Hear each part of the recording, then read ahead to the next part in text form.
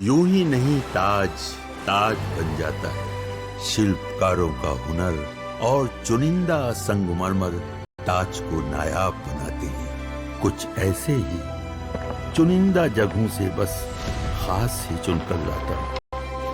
कतरे कतरे को मैं हीरे सा परखता हूँ। यूं ही नहीं मैं रजनीगंधा बन जाता हूँ।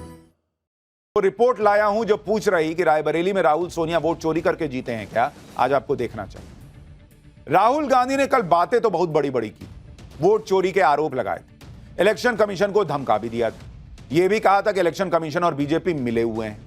आज इससे एक कदम आगे जाकर राहुल गांधी ने कह दिया कि नरेंद्र मोदी तो चोरी से देश के प्रधानमंत्री बने। लेकिन नरेंद्र मोदी को कोसने, इलेक्शन कमीशन को धमकाने की जगह राहुल गांधी काम की जो बात करनी चाहिए थी वो तो कर नहीं रहे।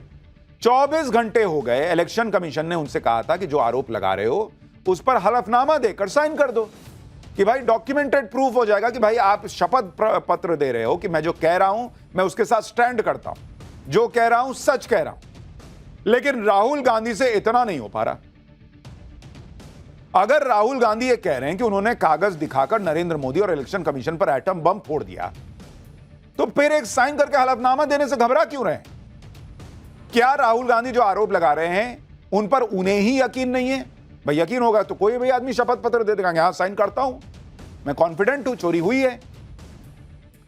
और नहीं तो फिर नरेंद्र मोदी के खिलाफ माहौल बनाने के लिए कोई स्टंटबाजी कर रहे हैं वो। क्योंकि राहुल गांधी प्रेस कॉन्फ्रेंस में कथित सबूत दिखा रहे हैं, बेंगलुरु में रैली करके बोल रहे हैं, लेकिन अपनी शिकायत लेकर चुनाव आयोग के पास नहीं जा रहे।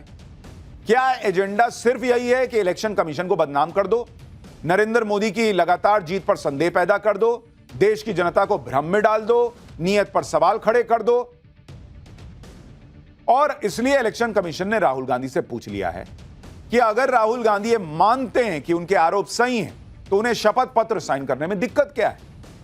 अगर राहुल गांधी शपथ पत्र पर साइन करके सबूत नहीं देते हैं तो इसका मतलब उन्हें खुद ही अपने आरोपों पर भरोसा नहीं है। और अगर राहुल गांधी ऐसा नहीं करते हैं तो उन्हें देश से माफी मांगनी चाहिए, यह चुनाव आयोग कह रहा है। यानी इलेक्शन कमीशन ने साफ कह दिया है कि राहुल गांधी के पास दो ही रास्ते हैं, या तो साइन करके हलफनामा दो, फिर उस पर जांच कराएं, अगर गलत निकलेगा तो कोर्ट ले जाएं आपको, या फिर देश से माफी मांगो कि नहीं भाई मैं अपने दावे पर भरोसे पर मुझे खुद ही भरोसा नहीं, मैं माफी मांगता हूं। इस तरह से आरोप लगाकर भाग जाने वाली पॉलिटिक्स नहीं चलेगी। राहुल गांधी इस पर कोई सीधा जवाब नहीं दे रहे, वो इधर उधर की बात कर रहे हैं, क्योंकि सबको पता है कि राहुल गांधी जिन सबूतों को एटम बम मान रहे हैं वो सबूतों वाला एटम बम खुद उनके हाथ में फट गया। राहुल गांधी खुद एक्सपोज हो गए, वोट चोरी के कथित सबूतों का सच सामने आ गया है। राहुल गांधी ने कल प्रेस कॉन्फ्रेंस करके जो आरोप लगाए थे, जिन वोटर्स का नाम लिया था, जिन वोटर्स की तस्वीरें दिखाई थी, जिस एक पते पर 80 वोटर्स के रहने की बात कही थी, उन सभी आरोपों की पड़ताल हुई तो परतें खुल गई, सारी पोल खुल गई। लेकिन राहुल गांधी को इससे कहां कोई मतलब दिखता है। उन्हें तो नरेंद्र मोदी के खिलाफ यही पता है कि भाई बोलते जाओ, पॉलिटिक्स करते जाओ। इसलिए राहुल गांधी ने नरेंद्र मोदी के खिलाफ इस लड़ाई में इंडी गठबंधन को भी जोड़ लिया। कल राहुल गांधी ने इंडी गठबंधन के नेताओं को डिनर पे बुलाया, वोट चोरी के कथित सबूत दिखाए उन्हें खाना खिलाते खिलाते। यानी अब आने वाले दिनों में इस मुद्दे पर और भयंकर घमासान हो सकता है। इस बीच आज वोट चोरी के आरोपों को लेकर गृह मंत्री अमित शाह भी राहुल गांधी से भिड़ गए। अमित शाह ने राहुल गांधी को क्या कहा, राहुल गांधी ने आज कौन से नए आरोप लगाए, राहुल गांधी के आरोपों के फैक्ट चेक जब हमने पाठशाला में किए तो क्या निकला, राहुल गांधी की रायबरेली में क्या निकल गया है वोटर लिस्ट में, जो यह सवाल पूछने पर मजबूर कर रहा है कि गांधी परिवार रायबरेली में चोरी से चुनाव जीतता है क्या।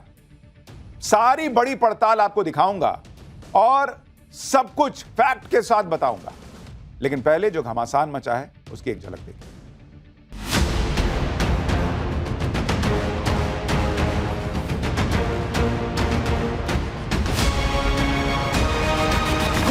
कर देंगे कि हिंदुस्तान का प्रधानमंत्री चोरी करके प्रधानमंत्री बना है। बंद करिए ये वोट बैंक की राजनीति। एफिडेविट क्यों चाह रहे हैं आप? इन्वेस्टिगेट कर क्यों नहीं रहे हैं?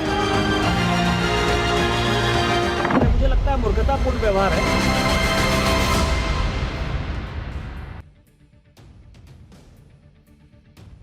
राहुल गांधी ने कल इलेक्शन कमीशन पर जो आरोप लगाए उसमें आज वो एक कदम आगे बढ़कर नरेंद्र मोदी तक पहुंच गए। कल राहुल गांधी ने प्रेस कॉन्फ्रेंस की थी, आज वो बेंगलुरु में रैली करने पहुंच गए और उसी रैली में ये कहने लगे कि नरेंद्र मोदी तो वोट चोरी करके प्रधानमंत्री बने। इसमें भी राहुल गांधी ने लॉजिक ये दिया कि लोकसभा में 25 सीटें ऐसी थीं जो बीजेपी 35,000 से कम वोटों के अंतर से जीती। ये 25 सीटें बीजेपी ने न जीती होती तो नरेंद्र मोदी प्रधानमंत्री ना होते। यानी राहुल गांधी के हिसाब से कम मार्जिन से जीती गई सीटों पर हेराफेरी की गई है। लेकिन उनका एक बेसिक लॉजिक यहीं पे ध्वस्त हो जाता है कि नरेंद्र मोदी और इलेक्शन कमीशन मिलकर अगर हेराफेरी करते हैं तो अपनी सीटें 240 क्यों रखी? 260, 270, 272 तो कम से कम क्रॉस कर लेते।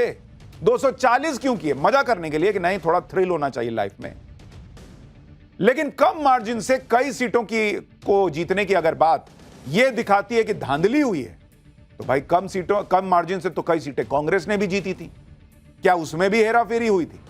इन सीटों के बारे में आगे आपको बताऊंगा। पहले सुन लीजिए कि राहुल गांधी अपने आरोपों को सही साबित करने के लिए क्या क्या ऊटपटांग लॉजिक देने पर आ गए हैं। फिर मैं आपको फैक्ट्स और सच बताऊंगा, क्योंकि यह मामला बीजेपी कांग्रेस का नहीं रह गया बॉस। यह देश की जो लोकतांत्रिक व्यवस्था है, राहुल गांधी उसमें गड्ढा कर रहे हैं, उसको खोद दे रहे हैं कि लोग चुनाव पर विश्वास करना भूल जाएं। पहले ईवीएम वाला नहीं चला, अब ये नया लाएं, और इसलिए आपको फैक्ट देखने चाहिए। पहले राहुल गांधी को सुनिए। याद रखिए, नरेंद्र मोदी 25 सीट की मार्जिन से प्रधानमंत्री हैं। एक सीट हमने दिखा दी कि चोरी हुई है। 25 सीट वो 35,000 या कम वोटों से जीते हैं। अगर हमें इलेक्ट्रॉनिक डेटा मिल जाए, हम साबित कर देंगे कि हिंदुस्तान का प्रधानमंत्री चोरी करके प्रधानमंत्री बना है। राहुल गांधी का बेसिक लॉजिक जो है ना, उसको पकड़ते चलिए और फैक्ट समझते चलिए। कह रहे हैं कम मार्जिन है तो वोटों में धांधली होगी। ये राहुल गांधी कौन सा नया फॉर्मूला निकाल कर लाएगा? लेकिन अगर चलिए थोड़ी देर के लिए, अब इतनी मेहनत की है 6 महीने और कुछ लाए हैं निकाल के, एटम बम बता रहे हैं, तो एटम बम का हरा तार, नीला तार, कोई तार जो फिल्मों में बम का काटते हैं वैसे काटने के लिए फैक्ट होना चाहिए ना, कैंची होनी चाहिए फैक्ट की। तो अगर थोड़ी देर के लिए राहुल गांधी के आरोप को सच मान लिया जाए तो राहुल गांधी बॉस अपने आरोप में फंस जाएंगे। क्योंकि साल 2009 के लोकसभा चुनाव को देखें तो राहुल गांधी की यूपीए सरकार सत्ता में थी। उस चुनाव में 2009 की बात कर रहा हूं, 54 सीटें ऐसी थीं जो 10,000 के भी कम अंतर से जीती गई, और इनमें से 21 सीट कांग्रेस जीती थी, 17 सीट बीजेपी जीती थी। यानी चुनाव बहुत कम मार्जिन से जीते जाते रहे हैं। अगर कम मार्जिन से जीत का मतलब होता है चुनाव में धांधली होना, तो क्या 2009 में कांग्रेस पार्टी जो सत्ता में थी वो धांधली कर रही थी? क्या मतलब हुआ भाई कि कम मार्जिन से जीते तो वोट चोरी हो गया? खुद 2024 के चुनाव में कांग्रेस के कई नेता बहुत कम मार्जिन से जीते थे। जैसे केरल की आटिंगल लोकसभा सीट से कांग्रेस के अदूर प्रकाश मात्र 684 वोट से जीते थे। 684, 1000 वोट से भी का भी अंतर नहीं था। चूंकि वो कांग्रेस के कैंडिडेट थे तो वो वोट चोरी नहीं मानी जाएगी, या मानी जाएगी? राहुल गांधी बताएं। कांग्रेस के मनीष तिवारी चंडीगढ़ लोकसभा सीट से मात्र 2504 वोट के अंतर से जीते, तो क्या कोई धांधली करके जीते क्या? लक्षद्वीप से कांग्रेस के मोहम्मद हमदुल्लाह सईद सिर्फ 2647 वोट से जीते। इस पर राहुल गांधी क्या कहेंगे? वहां वोटों की चोरी करवाई थी इन्होंने। पंजाब की फिरोजपुर लोकसभा सीट से कांग्रेस के शेर सिंह घुबाया 3242 वोट से जीते थे। यह जीत नहीं काउंट होगी क्योंकि 3000 वोट का अंतर है।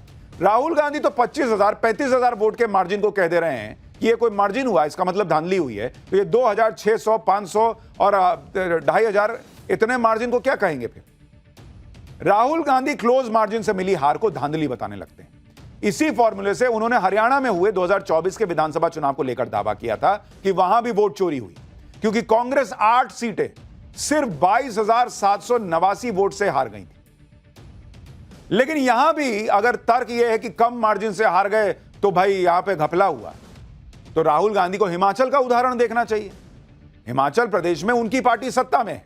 हिमाचल में कांग्रेस भी सरकार बनाई लेकिन क्लोज मार्जिन से बनी। मैं आपको हिमाचल प्रदेश का उदाहरण देता हूं, जरा इसको देखिए और समझिए कि राहुल गांधी जो कह रहे हैं, क्या अगर उसका कोई सिर पैर होता तो हिमाचल प्रदेश में जहां पर कांग्रेस की सरकार है, उस हिमाचल प्रदेश में क्या हुआ था, इसको आपको समझना चाहिए। 2022 का विधानसभा चुनाव आपको बता रहा हूं, 2022 कुल सीट कितनी है? हिमाचल में, कुल सीट हिमाचल प्रदेश में है 68। कांग्रेस को कितनी मिली? कांग्रेस को मिली 40। और कुल वोट कितने मिले कांग्रेस को? कुल वोट अगर आप देखिएगा, कांग्रेस को कितने मिले भाई? कांग्रेस को मिले 18,52,504 वोट। ठीक है, ये कांग्रेस को वोट मिले। बीजेपी को कितनी सीट मिली भाई? बीजेपी को सीट मिली 25। ठीक है, और बीजेपी को वोट कितने मिले? 18,14,000 और 530 वोट ये बीजेपी को मिले। कुल वोट का अंतर कितना है? कुल वोट का अंतर अगर आप देखिएगा बीजेपी और कांग्रेस के बीच में हिमाचल प्रदेश के अंदर 37,974 वोट का अंतर है। मात्र 37,974 वोट से कांग्रेस को 15 सीट ज्यादा आई बॉस। तो क्या राहुल गांधी के लॉजिक के हिसाब से अगर हरियाणा में 22,000 24,000 वोट का अंतर था तो बीजेपी सरकार कैसे बना ले गई? वोट चोरी हो गया तो हिमाचल में कांग्रेस ने वोट चोरी किया है क्या भाई? 37,974 वोट से बीजेपी पीछे रही और 15 सीट हार गई। तो राहुल गांधी के लॉजिक के हिसाब से तो वहां वोट की चोरी हुई होगी हरियाणा की तरह। लेकिन ऐसा लगता है कि ऐसे लॉजिक से राहुल गांधी और कांग्रेस का कोई लेना देना नहीं, वो तो अपनी उसी स्क्रिप्ट पर चल रहे हैं जो बार बार रिपीट करते हैं। जैसे अडानी अंबानी बोलते रहो, अडानी अंबानी बोलते रहो, राफेल में चोरी हुई बोलते रहो, बोलते रहो।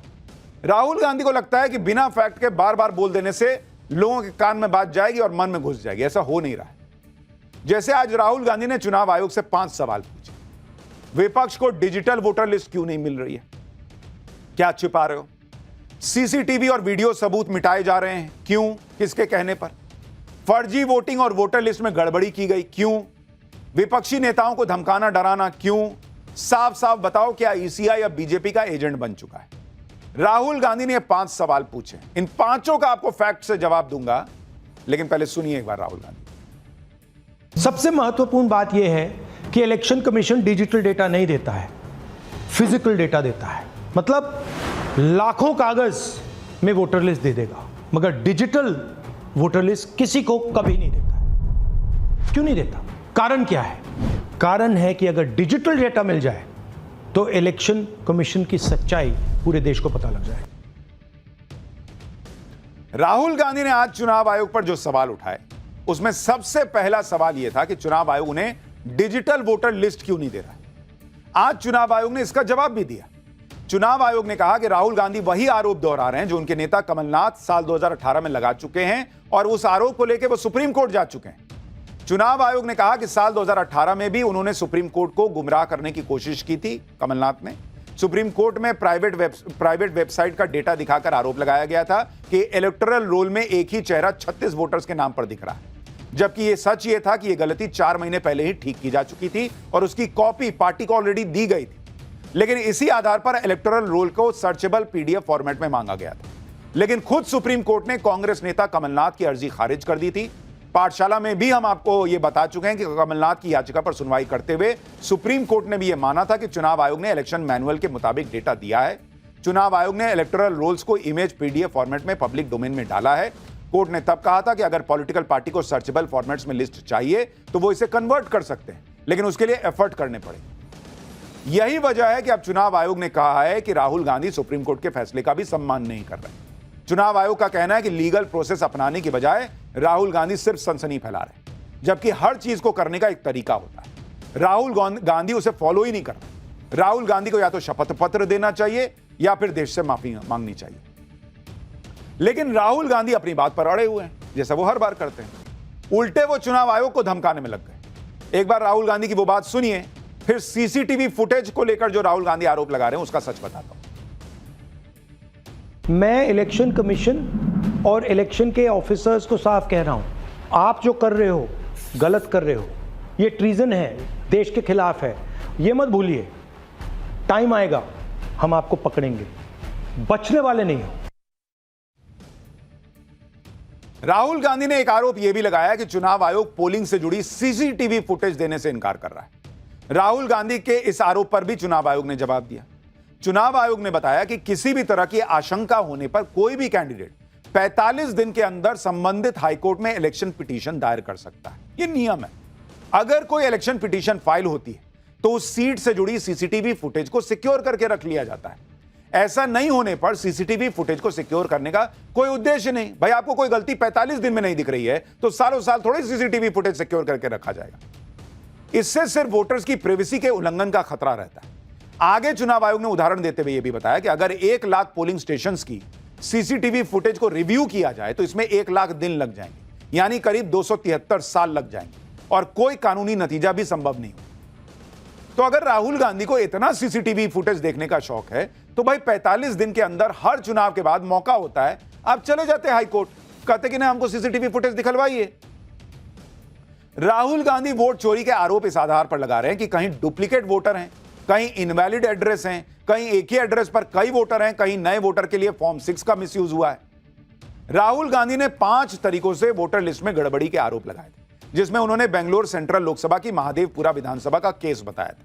राहुल गांधी का दावा है कि इस विधानसभा में जब उनकी टीम ने 6 महीने जांच की तो 11,965 डुप्लीकेट वोटर मिले, 40,009 फर्जी इनवैलिड पतों का इस्तेमाल हुआ, 10,452 वोटर्स एक ही पते पर रजिस्टर मिले, 4,132 वोटर इनवैलिड फोटो के साथ लिस्ट में जोड़े गए, 33,692 नए वोटर फॉर्म 6 का गलत इस्तेमाल करते पाए गए।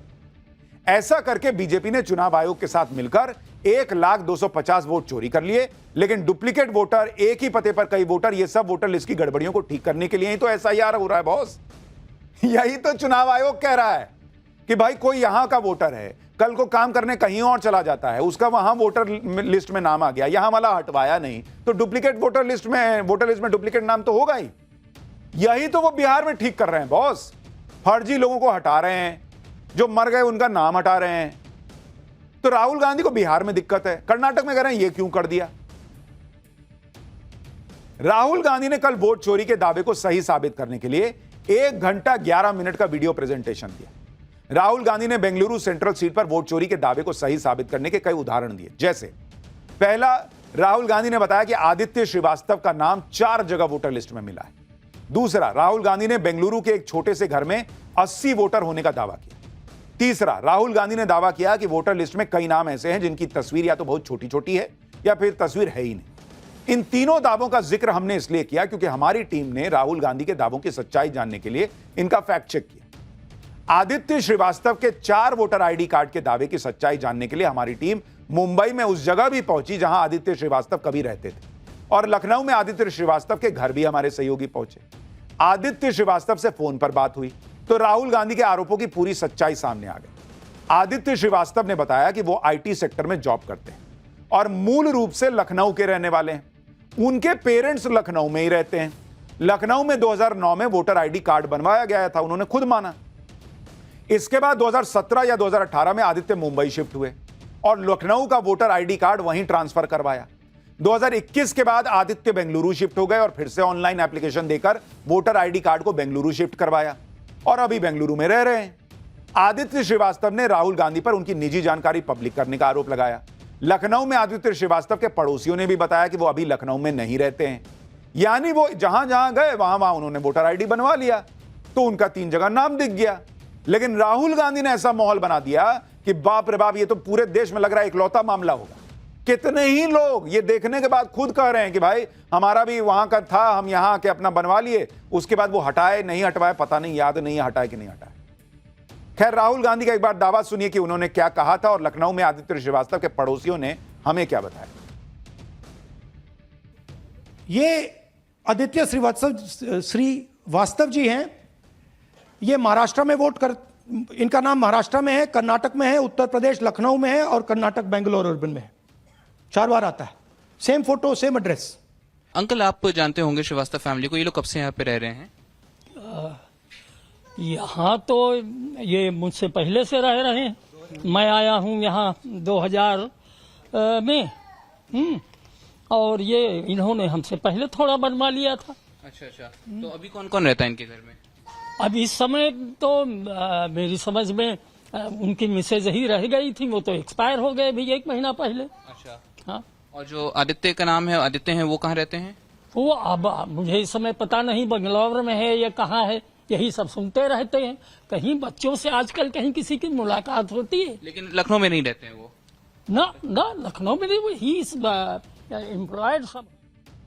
यानी सीधा सीधा केस ये दिख रहा है कि कोई आदमी काम के लिए इधर से उधर शिफ्ट हुआ, उसने अपना वोटर आईडी वहां भी बनवा लिया, यहां हटा या नहीं हटा उसने ध्यान नहीं दिया। राहुल गांधी ने यह भी आरोप लगाया कि एक घर में 80-80 वोटर्स मिल गए, लेकिन बेंगलुरु के इस घर के मकान मालिक ने राहुल गांधी के दावों को झूठा बताया। कहा कि इस मकान में अलग अलग समय में रहने वाले किराएदारों ने अपना वोटर आईडी कार्ड बनवाया, जो अब वहां से चले गए, जिनमें से कोई गार्ड की नौकरी करता था, कोई दूसरी नौकरी करता था, वहां से चला गया। राहुल गांधी ने इस घर को लेकर क्या दावा किया और घर के मालिक और इस घर में अभी रहने वाले किराएदार क्या बता रहे हैं, आप भी सुनिए। सिंगल बेडरूम का घर है, 80 वोटर रह रहे हैं उसमें, दिखाइए, जूम इन कीजिए। अलग अलग नाम, अलग अलग परिवार, और जब हम वहां जाते हैं हमें बताया जाता है यहां पे 80 लोग नहीं रहते, यहां पे ये लोग हैं ही नहीं, कोई नहीं जानता इनको।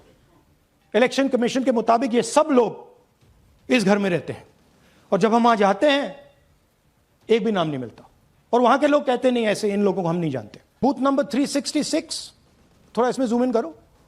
46 voters, all from different families, living in a single bedroom house. And when we go there, they don't exist. Zoom out. So that's a single bedroom. 46 voters living there. Same thing there, 80 voters living there. We are at the house number 35 at Munirapi Garden at Mahadevapura Assembly constituency, where Rahul Gandhi has alleged that in this 10 by 15 square feet house belongs to Jairam Reddy, who is Rahul Gandhi has alleged is a BJP worker, and they claims that 80 voters have been listed from this particular property. तो अभी क्या आप जो राहुल गांधी ने allegation किया उसके बारे में क्या कहना चाहेंगे? मैं जो झूठ बोल रहा, वो झूठ बोल रहे हैं। जो झूठ बोल रहा। एड्रेस दिया है उन्होंने, एड्रेस दिया है। इलेक्शन के टाइम पे क्या हुआ?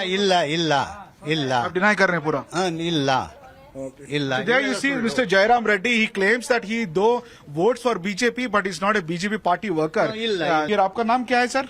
मेरा नाम दीपंकर सरकार। दीपंकर सरकार। ये आप कब से यहाँ पे रह रहे हैं? मैं 1 महीना हुआ इधर आया। क्या काम करते हैं आप? डिलीवरी। राहुल गांधी ने जो बोला सुना आपने? हाँ, मैं तो सुना, कल से ही तो पता चला ऐसा। फिर क्या हुआ, आपको क्या लग रहा है इसके बारे में? कैसे ये छोटा सा रूम में कैसे 80 लोग रह सकता है? राहुल गांधी ने यह भी आरोप लगाया था कि कई वोटर्स की फोटो वोटर लिस्ट में या तो है नहीं, या फिर इतनी छोटी फोटो है कि पहचान में नहीं आ रही। इसमें जिन नामों का राहुल गांधी ने जिक्र किया, उनमें से एक परिवार ने सामने आकर राहुल गांधी के आरोपों का सच बता दिया। यह तस्वीर उसी परिवार की है जिसने अपने वोटर आईडी कार्ड दिखाए, और उनके वोटर आईडी कार्ड में तस्वीर भी बड़ी और क्लियर नजर आ रही। सुनिए ऐसे वोटर्स पर राहुल गांधी ने क्या कहा था और क्या सच सामने आया। अच्छा, अब ये देखिए वोटर लिस्ट, इनकी फोटो देखिए, या फोटो है ही नहीं, या फिर छोटी छोटी फोटो है जो दिख नहीं सकती। इन वोटर आईडीज पे वोट दिया गया है।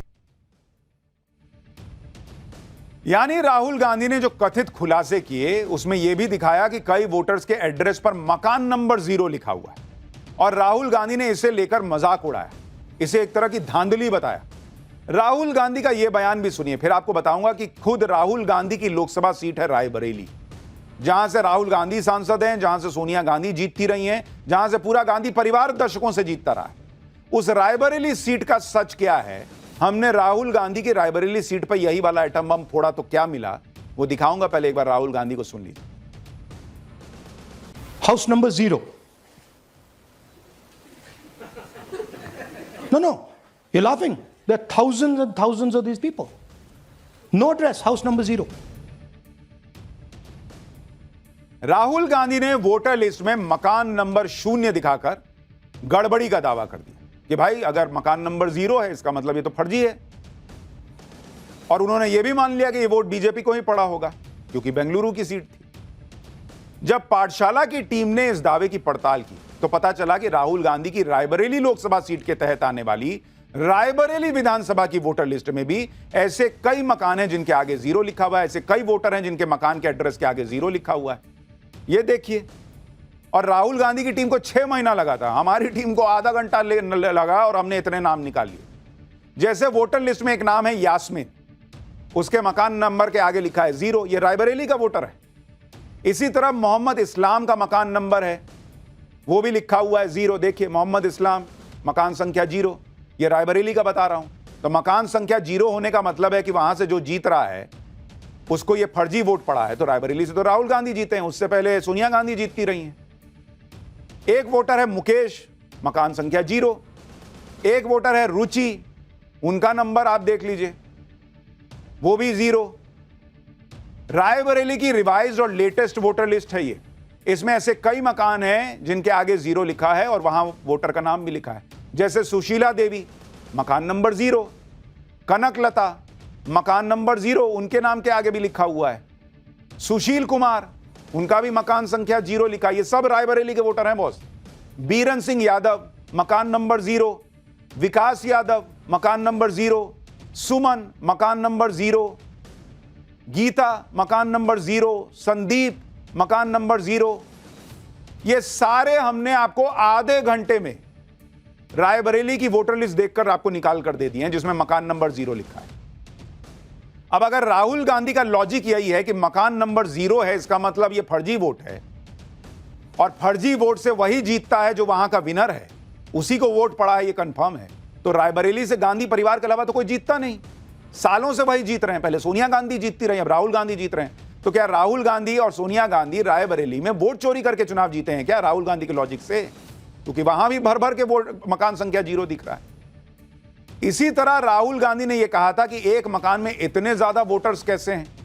राहुल गांधी ने इसे भी वोट की चोरी का तरीका बताया था। लेकिन अब मैं आपको दिखाता हूं कि खुद राहुल गांधी की लोकसभा सीट रायबरेली की विधानसभा रायबरेली में एक एड्रेस पर कई कई लोग रह रहे हैं। जैसे एक बूथ में मकान संख्या 80, इसमें 18 लोगों के नाम दर्ज हैं। इसी तरह किसी और बूथ में मकान संख्या 4, इसमें 18 लोगों के नाम मिल गए हमको। इसी तरह मकान संख्या 8 एक दूसरे बूथ में मिली, इसमें 27 लोगों के नाम दर्ज हैं। अब यह जांच का विषय हो सकता है कि मकान नंबर 0 कैसे हो गया, या फिर एक एड्रेस पर इतने ढेर सारे लोग कैसे रह सकते हैं। और इसीलिए चुनाव आयोग कह रहा है कि भाई SIR होने दो, ये सारी कमियां निकल जाएंगी। लेकिन अगर मकान संख्या 0 होने का मतलब, एक मकान पे ज्यादा लोगों के निकलने का मतलब यह है कि चुनाव में धांधली हो रही है राहुल गांधी के लॉजिक के हिसाब से, तो फिर वो लॉजिक तो रायबरेली पे भी लगेगा। इसका मतलब गांधी परिवार रायबरेली में क्या धांधली करके चुनाव जीतता रहा है राहुल गांधी जी? चुनाव आयोग से मिली भगत करके चुनाव जीतता रहा है क्या? यह राहुल गांधी को बताना चाहिए। लेकिन जिस चीज को वो धांधली का सबूत बता रहे हैं, वो एक्चुअली वही प्रॉब्लम है जिसको ठीक करने का SIR में प्रयास कर रहा है चुनाव आयोग। वोटर वोट देने गया भी या नहीं, अगर कोई गया तो उसने किसको वोट दिया, यह सब कुछ नहीं पता राहुल गांधी को। मकान संख्या 0 मतलब बीजेपी को वोट पड़ा होगा। एक घर पे ज्यादा वोटर मतलब ये तो धांधली हो गई। यह बहुत आम बात है कि हर चुनाव से पहले वोटर लिस्ट में नाम घटाए जाते हैं, जोड़े जाते हैं, गलत एंट्री या दूसरे नाम हटाए जाते हैं, क्योंकि इलेक्टोरल रोल बनाना एक बहुत बड़ी फिजिकल प्रक्रिया है, उसमें गड़बड़ियां होती हैं जिसमें लगातार सुधार होता है। राहुल गांधी खुद इतने सालों से चुनाव लड़ रहे हैं, उन्हें भी यह बात साफ साफ पता होगी कि इलेक्टोरल रोल की एंट्री में गड़बड़ी हो जाती है और उसे ही ठीक करने के लिए समय समय पर रिवीजन होता है। जहां तक मकान नंबर 0 होने की बात है, तो सिर्फ एक जगह नहीं, देश में कई जगहों पर वोटर लिस्ट में ऐसा दिख जाता है। और गांव में खासकर ऐसा होता है जहां कभी कभी मकान नंबर का अता पता नहीं होता। भाई गांव में मकान नंबर होना कोई बहुत जरूरी चीज नहीं है। बिहार के गांव में तो ऐसे वोटर्स आपको मिल जाएंगे जिनके वोटर कार्ड में हाउस नंबर का जिक्र नहीं है। मैं आपको बिहार के वोटर से मिलवाता हूं जो सामने खड़े हैं अपना वोटर आईडी लेकर और कह रहे हैं कि भाई मेरा हाउस नंबर नहीं है, तो इसका मतलब वो नहीं है क्या वोटर? देखिए आप, वोटर कार्ड में मकान संख्या की पड़ताल करने के लिए हम पहुंचे हैं। सीतामढ़ी के पास ये गांव है जहां पर हम मौजूद हैं। यहाँ पर कई ग्रामीण हैं। हम एक बार यहाँ पर जानने की कोशिश करते हैं कि वोटर आई कार्ड में क्या मकान संख्या होता है या नहीं। एक शख्स है, इनके मोबाइल में ये वोटर कार्ड दिखा रहे हैं। एक बार ये तस्वीर दिखाइए। इसमें देखिए यहाँ पर नाम लिखा हुआ है, निर्वाचक का नाम है, उनके पिता का नाम है, ये चीज़ें लिखी हुई है। मकान संख्या इसमें वोटर कार्ड में कहीं भी आपको नहीं दिखेगा। आप देखिए, बिना किसी मकान संख्या के ये वोटर कार्ड है। आप लोग के वोटर कार्ड में मकान संख्या नहीं है? नहीं है। नहीं, कोई संख्या नहीं दिया गया? कोई संख्या नहीं। अच्छा, पंचायत में सर किसी का पास नहीं है मकान संख्या। गांव में मकान संख्या नहीं दिया गया? हाँ जी, किसी को नहीं दिया। किसी के पास नहीं है मकान संख्या। अब आप देख रहे हैं ग्रामीण लोग कह रहे हैं भाई नहीं है मकान संख्या, जबरदस्ती लिख दे मकान संख्या, तो उसके आगे किसी ने 0 लिख दिया होगा, किसी ने डैश लिख दिया होगा। आप ये भी देखिए कि राहुल गांधी वोटर लिस्ट को लेकर कैसे कंफ्यूजन फैला रहे हैं। एक तरफ राहुल गांधी दावा कर रहे हैं कि वोटर लिस्ट में बहुत गड़बड़ी है, दूसरी तरफ जब बिहार में घर घर जाकर वोटर वेरिफिकेशन के साथ काम हो रहा है तो राहुल गांधी को उससे भी दिक्कत है। राहुल गांधी कह रहे हैं कि बिहार में SIR तो एक सोची समझी चोरी है। राहुल गांधी लगातार यह भ्रम फैला रहे हैं। लेकिन आप पहले यह भी देखिए कि राहुल गांधी क्या कह रहे हैं और फिर आपको दिखाता हूं अमित शाह ने क्या जवाब दिया। इलेक्शन कमीशन जानता है कि हमने उनकी चोरी पकड़ ली है, इसीलिए SIR आया है। ये SIR जो है इंस्टीट्यूशनलाइज चोरी है। इलेक्शन कमीशन खुलकर बिना डरे बीजेपी के साथ मिलकर चोरी कर रहा है। और ये जो SIR है इसका लक्ष्य गरीबों का जो हक है, उनका वोट जो है उनसे चोरी करने का है। मैं आपको एक और बात बताना चाहता हूं। इस पूरी इन्वेस्टिगेशन में हमने वोटर एडिशन को देखा है, मगर जितना एडिशन होता है शायद उससे ज्यादा डिलीशन होता है, सबट्रैक्शन होता है। तो ये सिर्फ एक मेन तरीका हमने पकड़ा है, दूसरे तरीके पे हमने इन्वेस्टिगेशन की ही नहीं है। दूसरे तरीके पे इन्वेस्टिगेशन नहीं की है, लेकिन इनको पता है कि कोई दूसरा तरीका भी है, और वो EVM वाले इन्वेस्टिगेशन का क्या हुआ।